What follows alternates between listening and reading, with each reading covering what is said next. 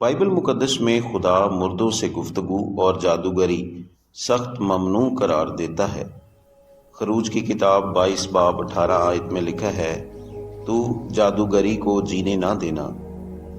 احبار کی کتاب 20 باب 27 آیت میں لکھا ہے، اور وہ مرد یا عورت جس میں جن ہو یا وہ جادوگر ہو تو وہ ضرور جان سے مارا جائے۔ ایسوں کو لوگ سنسار کریں، ان کا خون انہی کی گردن پر ہوگا۔ یسایہ نبی کا صحیفہ 8 باب 19 آیت میں لکھا ہے، اور جب وہ تم سے کہیں تم جنات کے یاروں اور افسوں گروں کی جو پھسپھساتے ہیں اور بڑبڑاتے ہیں تلاش کرو، تو تم کہو کیا لوگوں کو مناسب نہیں کہ اپنے خدا کے طالب ہو؟ کیا زندوں کی بابت مردوں سے سوال کریں؟ پرانے عہد نامے میں ایسے عمل کرنے والوں کو سزائے موت کا حکم ہے۔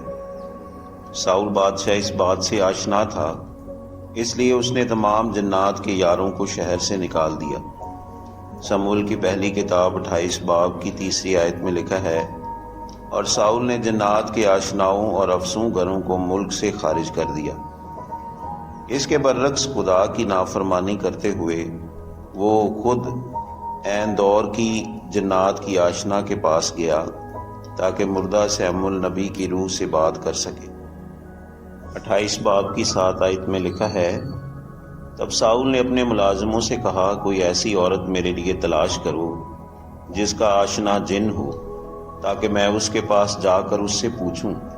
اس کے ملازموں نے اس سے کہا، دیکھ، این دور میں ایک عورت ہے جس کا آشنا جن ہے۔ چونکہ یہ جنات کی آشنا عورت مردہ سموئیل کی روح سے رابطہ پیدا کرنے میں کامیاب ہو جاتی ہے، جس سے افسوں گری اور جادو ٹونے کی طاقتوں کا جواز ملتا ہے، جبکہ دوسری طرف بائبل مقدس سختی سے ایسے عمل کی ممانعت بھی کرتی ہے۔ تو یہ کیسا تضاد ہے؟ کچھ علماء یہ بیان کرتے ہیں کہ جادوگر عورت شیطانی طاقتوں سے مردوں میں سے سیموئیل نبی کی روح کو واپس بلاتی ہے۔ اس نظریے کے حامی چند ایسے حوالہ جات پیش کرتے ہیں جن میں یہ بیان ملتا ہے کہ بدروحیں بھی معجزات کی قدرت اور طاقت رکھ سکتی۔ کرنتھیوں کے نام مقدس پولس رسول کا دوسرا خط 11 باب 14 آیت۔ اور کچھ عجب نہیں، کیونکہ شیطان بھی اپنے آپ کو نورانی فرشتہ کا ہم شکل بنا لیتا ہے۔ مکاشفہ کی کتاب 16 باب 14 آیت۔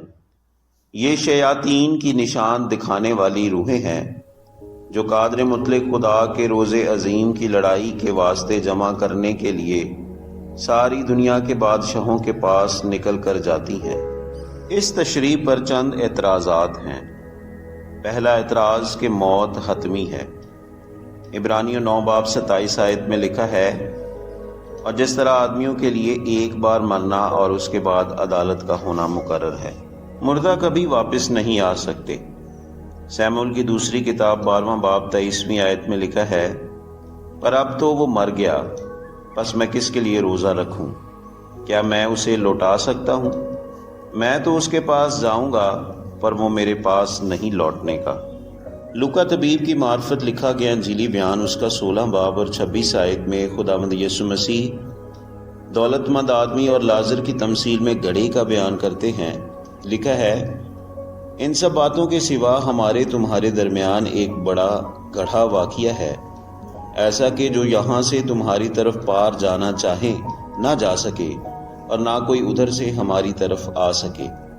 اس تمثیل میں خداوند یسوع مسیح مردہ روحوں کے درمیان نقل و حرکت کو اس گھڑے کی وجہ سے ناممکن بناتے ہیں۔ بد ارواح موت اور زندگی پر خدا کے اختیار کو اپنے قبضے میں نہیں لے سکتی۔ ایوب کی کتاب پہلے باب کی 9 آیت سے لکھا ہے، شیطان نے خداوند کو جواب دیا، کیا ایوب یوں ہی خدا سے ڈرتا ہے؟ کیا تو نے اس کے اور اس کے گھر کے گرد اور جو کچھ اس کا ہے اس سب کے گرد چاروں طرف باڑ نہیں بنائی ہے؟ تو نے اس کے ہاتھ کے کام میں برکت بخشی ہے، اور اس کے گلے ملک میں بڑھ گئے ہیں۔ 11ویں آیت میں، پر تو ذرا اپنا ہاتھ بڑھا کر جو کچھ اس کا ہے اسے چھو ہی دے، تو کیا وہ تیرے منہ پر تیری تکفیر نہ کرے گا؟ کچھ علماء اس دعوے کے حامی ہیں کہ جادوگرنی نے حقیقت میں سیمول نبی کی روح کو نہیں بلایا، بلکہ یہ دھوکہ یعنی فیک تھا۔ اس نکتہ کو ٹھوس ثابت کرنے کے لیے وہ چند حوالہ جات پیش کرتے ہیں، ان میں یہ بیان ہے کہ ساحر جادوگر لوگوں کو اس بات سے دھوکہ دیتے ہیں کہ مردوں کے ساتھ ان کا رابطہ ہے۔ احبار کی کتاب اس کا 19واں باب 31ویں آیت میں لکھا ہے، جو جنات کے یار ہیں اور جو جادوگر ہیں تم ان کے پاس نہ جانا اور نہ ان کے طالب ہونا۔ تواریخ کی پہلی کتاب 10 باب 13 آیت۔ سو ساؤل اپنے گناہ کے سبب سے جو اس نے خداوند کے حضور کیا تھا مرا، اس لیے کہ اس نے خداوند کی بات نہ مانی، اور اس لیے بھی کہ اس نے اس سے مشورہ کیا جس کا یار جن تھا، تاکہ اس کے ذریعے سے دریافت کرے۔ 14ویں آیت میں لکھا ہے، اور اس نے خداوند سے دریافت نہ کیا سو اس نے اس کو مار ڈالا۔ اس نظریے پر یہ اعتراض ہے کہ مردہ سیمول کی روح نے ساؤل بادشاہ کے تعلق سے پیشین گوئی کی، اور یہ ممکن نہیں کہ بد ارواح خدا کے سچ کو بیان کرے، کیونکہ بائبل مقدس یوحنا رسول کی معرفت لکھے گئے انجیلی بیان کے 8ویں باب کی 44ویں آیت میں لکھا ہے، ابلیس جھوٹوں کا باپ ہے۔ تیسرا نظریہ یہ بیان کرتا ہے کہ جادوگرنی نے اپنی طاقت اور علم کے زور پر سیمول نبی کی روح کو اوپر نہیں بلایا، بلکہ خدا نے اس کام میں خود مداخلت کی اور مردہ سیمول کی روح کو اوپر آنے دیا تاکہ وہ ساؤل بادشاہ کو اس کے گناہ پر ملامت کر سکے۔ اپنے دعوے کو ٹھوس ثابت کرنے کے لیے وہ چند نکات پیش کرتے ہیں۔ 14ویں آیت میں سیمول نبی کی روح حقیقتاً مردوں میں سے اوپر آئی، اور نہ انسان اور نہ ہی بد ارواح میں سے کسی کے پاس یہ طاقت ہے کہ وہ مرے ہوئے انسان کی روح کو بلا سکے۔ صرف خدا کے پاس یہ اختیار اور طاقت ہے کہ وہ سب کچھ کر سکتا۔ 12ویں آیت میں لکھا ہے، جب اس عورت نے سموئیل کو دیکھا تو بلند آواز سے چلائی، اور اس عورت نے ساؤل سے کہا کہ تو نے مجھ سے کیوں دغا کی، کیونکہ تو ساؤل ہے۔ اس عورت کا گھبرانا اور چلانا یہ ظاہر کرتا ہے کہ وہ اس عمل پر خود حیران ہوئی۔ 9ویں آیت میں عورت کے بیان سے یہ بات ظاہر ہوتی ہے کہ اس جادوگر عورت کو اپنی زندگی پر اختیار حاصل نہیں، تو کس طرح سے وہ مردہ انسان کی روح کو اوپر بلا سکتی ہے۔ 9ویں آیت کے آخری حصے میں لکھا ہے، پس تو کیوں میری جان کے لیے پھندا لگاتا ہے تاکہ مجھے مروا ڈالے۔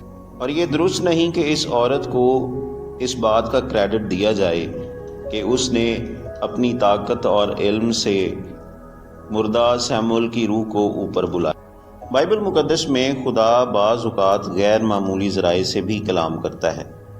گنتی کی کتاب 22ویں باب میں خدا بلام نبی سے گدھی کے وسیلے سے کلام کرتا ہے۔ اس نظریے پر سب سے بڑا اعتراض یہ ہے کہ اس حوالے میں خدا واضح طور پر ظاہر نہیں ہوتا کہ یہ معجزہ خدا کی قدرت اور طاقت سے وقوع پذیر ہوا۔